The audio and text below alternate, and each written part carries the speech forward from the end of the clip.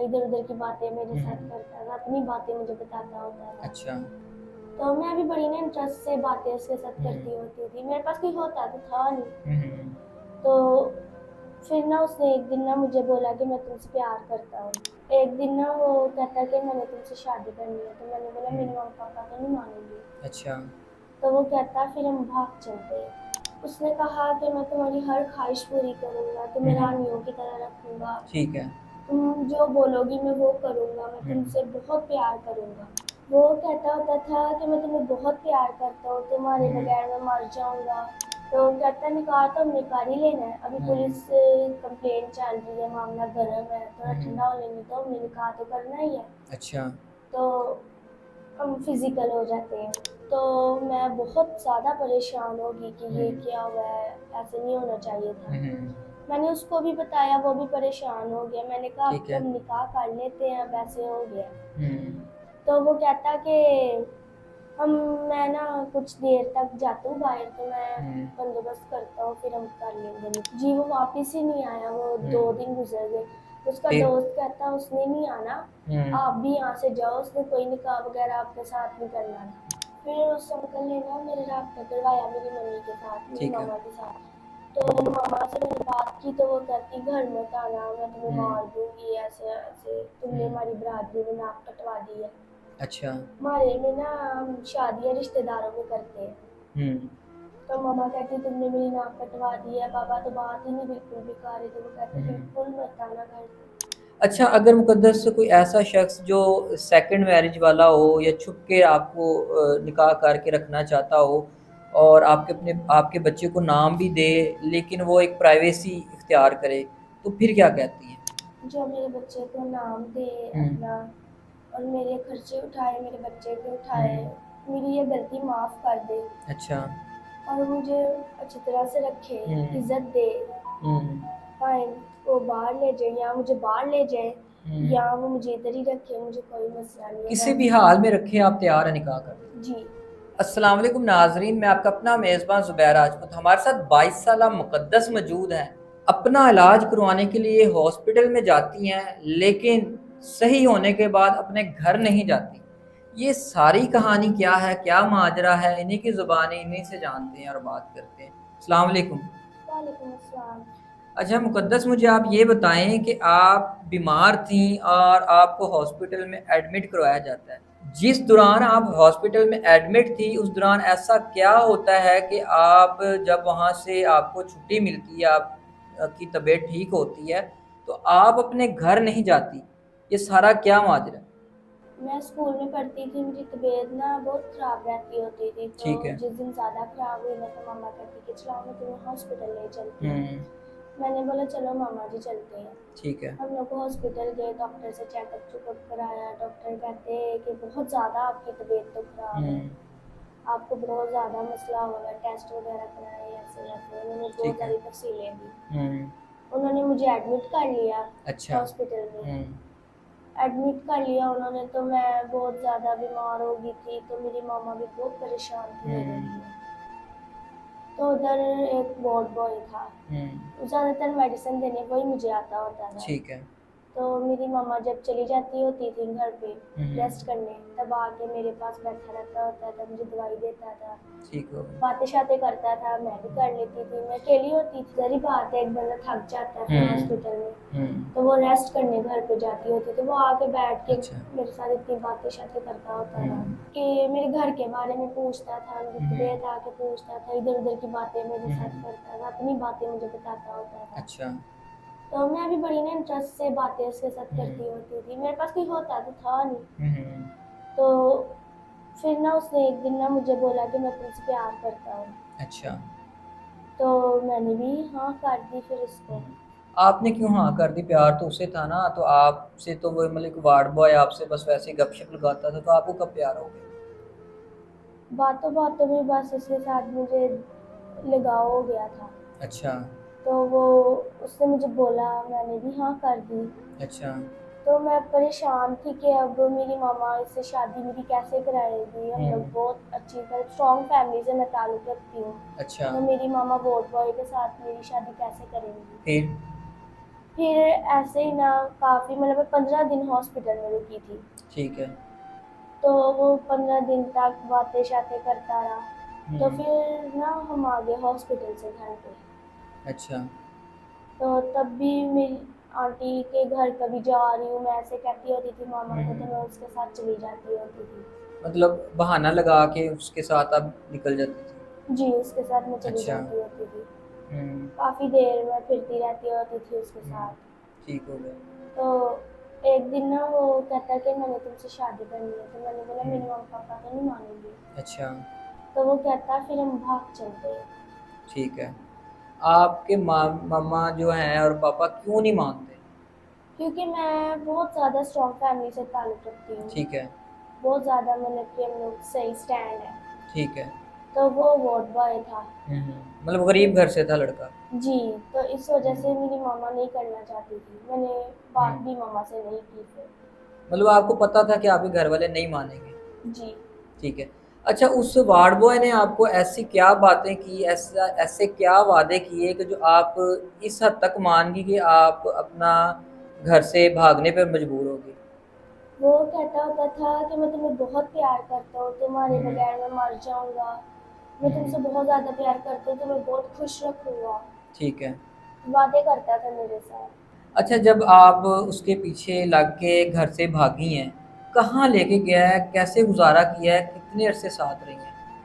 फिर मैं उसके साथ घर से भाग गई बाइक पे ही, अच्छा। हम्म। रात के टाइम।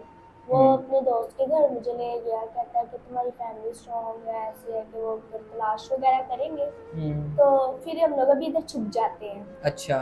मैंने कहा ठीक है, मुझे इतनी हम्म। समझ तो थी नहीं। हम्म। मैंने उसकी बात मान ली। ठीक है। तो जब उसके दोस्त के घर पे आप गई हो, तो मतलब क्या माहौल था वहाँ पे? उसकी कोई फैमिली भी थी, क्या सिलसिला था? उसका दोस्त था, उसकी बीवी थी, दोस्त की बीवी थी, हम्म। उनके बच्चे भी थे, बस उनकी छोटी सी फैमिली थी।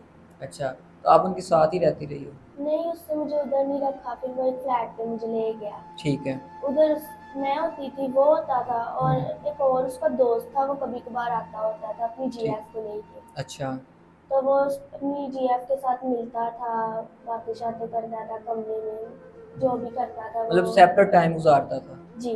अच्छा। तो वो मुझे कहता कि हम लोग भी मतलब ऐसे करते हैं, हम्म। मिलते हैं। हम्म। तो मैंने बोला नहीं, मैंने निकाह के बाद ही मैं करूँगी जो भी करना है। अच्छा।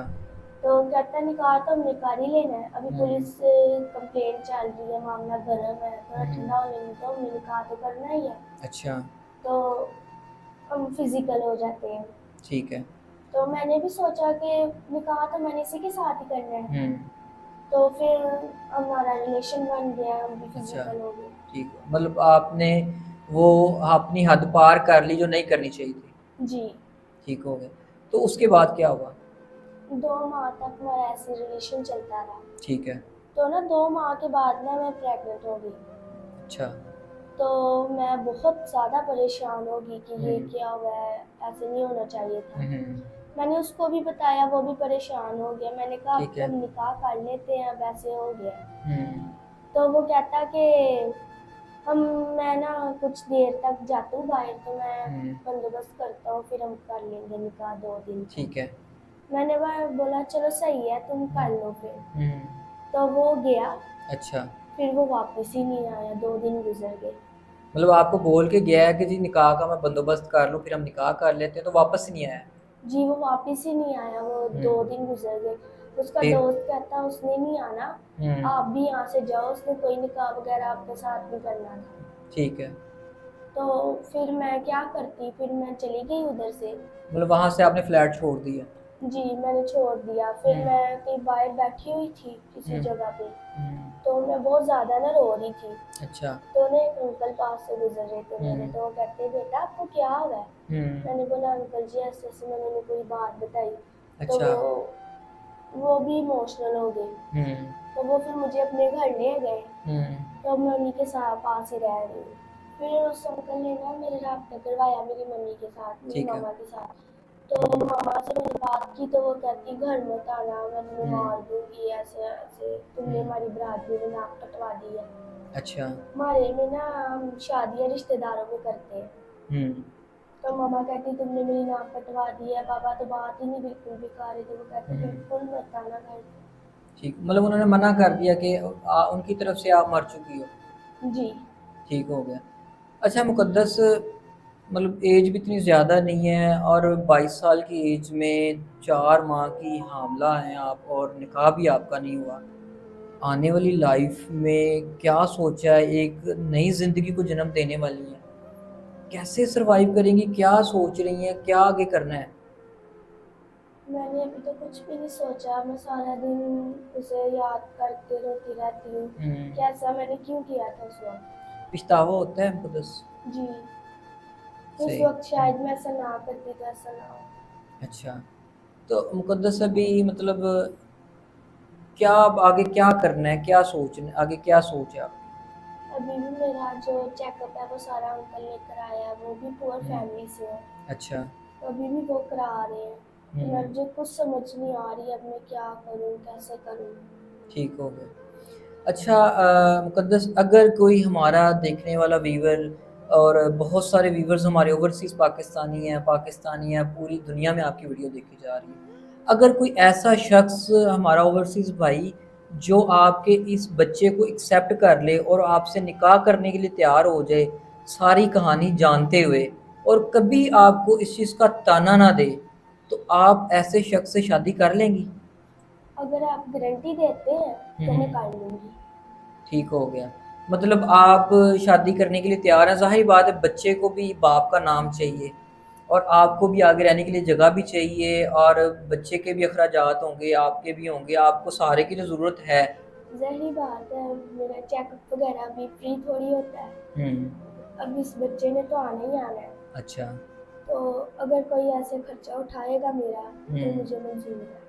अच्छा, अगर मुक़द्दस कोई ऐसा शख़्स जो सेकंड मैरिज वाला हो या छुप के आपको निकाह करके रखना चाहता हो और आपके बच्चे को नाम भी दे, लेकिन वो एक प्राइवेसी इख्तियार करे, तो फिर क्या कहती हैं?